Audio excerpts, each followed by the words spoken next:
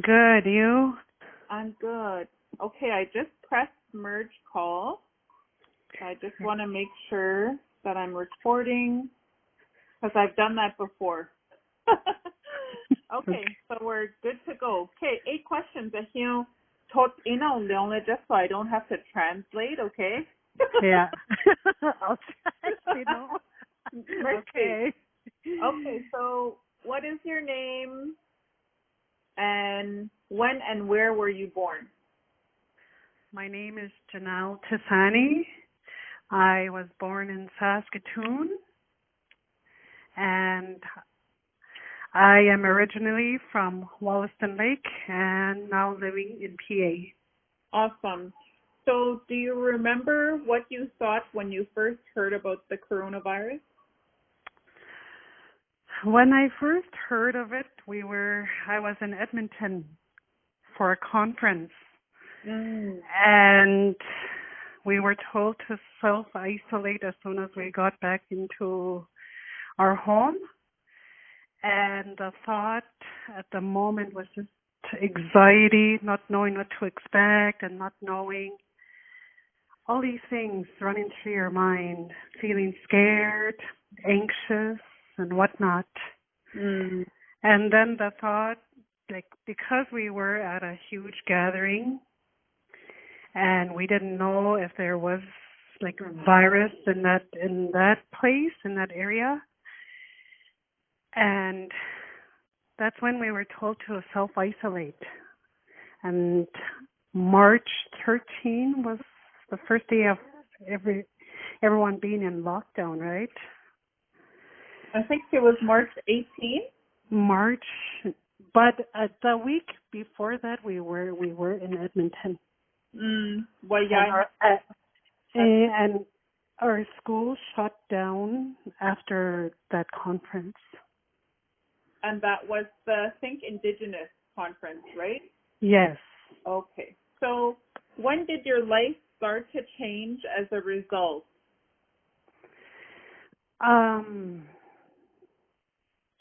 2 weeks after all of that lockdown and all of the self-isolation, I started to think about what I'm going to be doing. What will I be doing for the next few months with no school, no work, no students?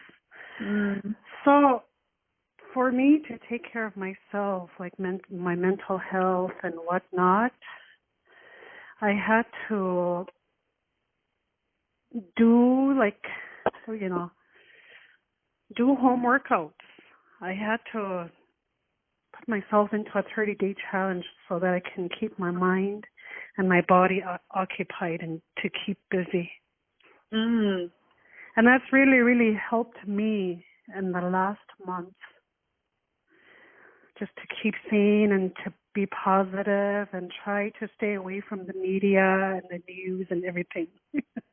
Yeah. That is smart. Very smart. Yeah. So how did your community respond to the virus? So you can talk about Wollaston or in Prince Albert where you live now. I think, back home in Wollaston, I think everybody was in pure shock. Yeah. With the isolation and not being able to go anywhere and not being able to go shop was one of the concerns that they've had.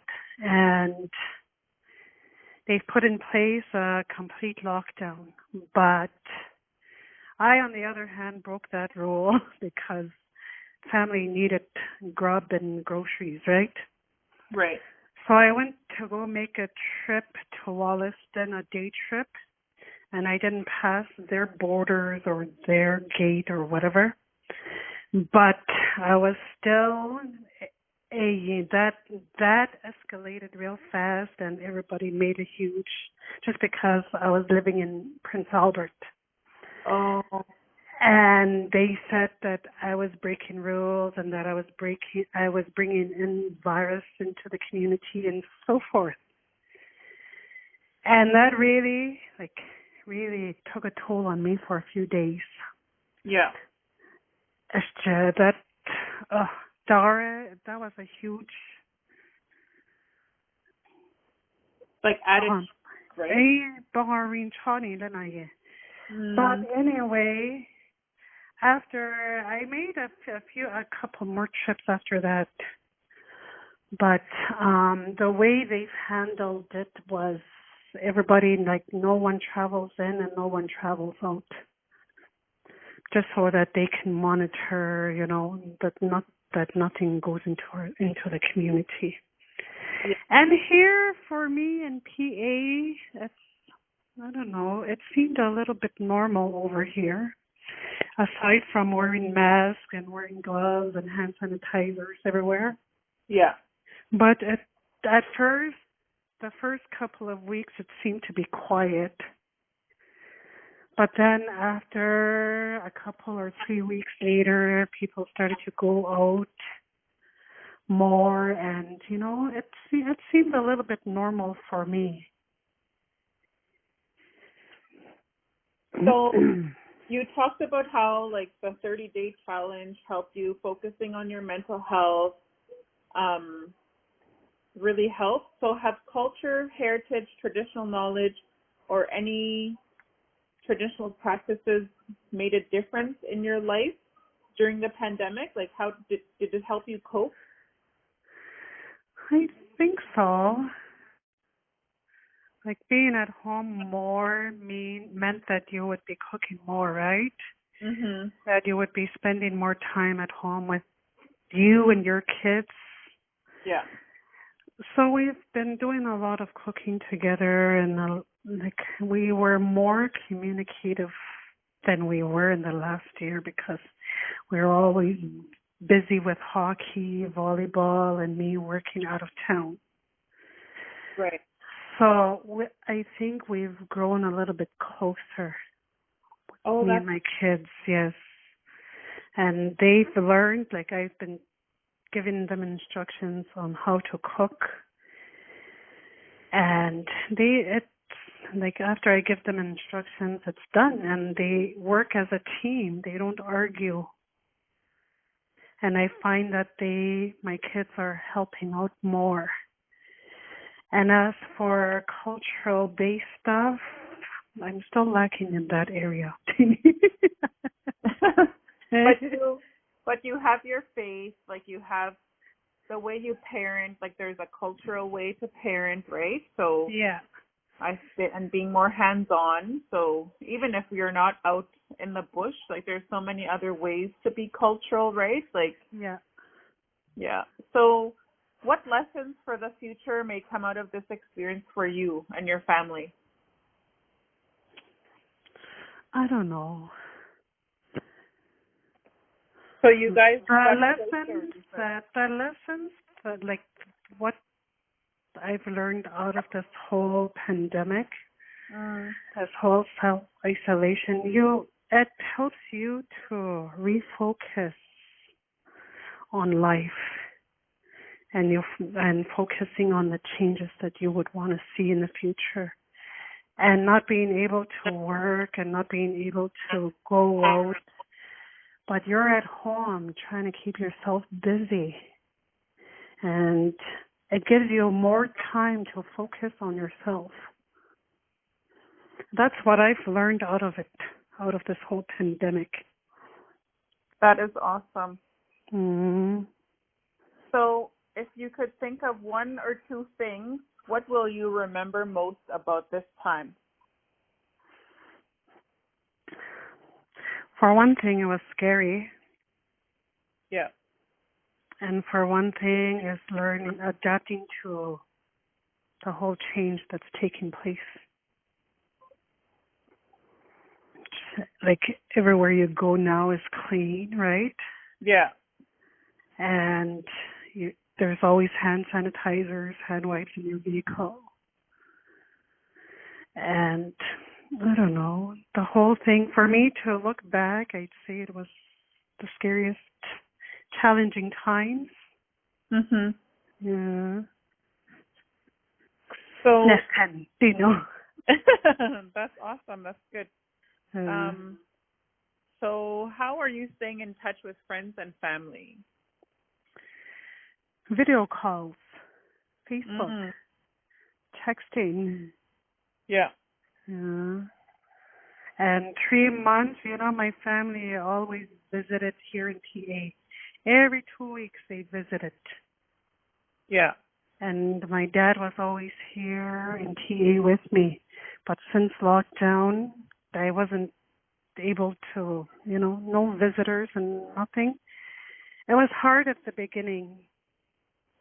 And now I think I've gotten used to being away from them. But they're able to come visit now, right? Yeah, Oh, that's good. yes. Well, And the way we've been keeping in touch was just through Facebook video calls and contact. It's really, really hard because we lost my mom a year ago. And we've been close, and everybody see I moved out from Wollaston a month after losing my mom. And family's just been visiting every couple of weeks, every week. But lockdown, Joe, they haven't been able to do it now, I see. And I think that's where I've picked up like the 30-day exercising challenge, healthy eating and whatnot. yeah.